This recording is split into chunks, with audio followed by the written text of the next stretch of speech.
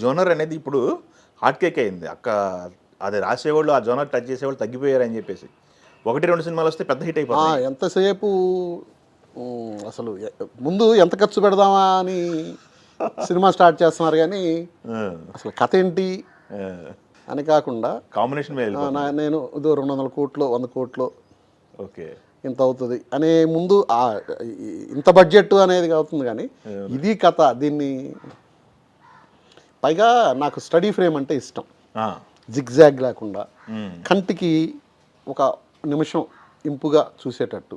Of course topic వచ్చింది కాబట్టి ఆ రోజుల్లో రామారావు గారు కానీ, ఎస్వి రంగారావు గారు కానీ, ఎవరైనా ఇప్పటికి నేను ఒకటి చెప్తా. దేవదాస్ సినిమాలో అంతా భ్రాంతి అయిన పాట ఉంది. కరెక్ట్గా 7 షాట్లు కూడా కౌంట్ చేశారా? 7 షాట్లే ఉంటాయి పాట.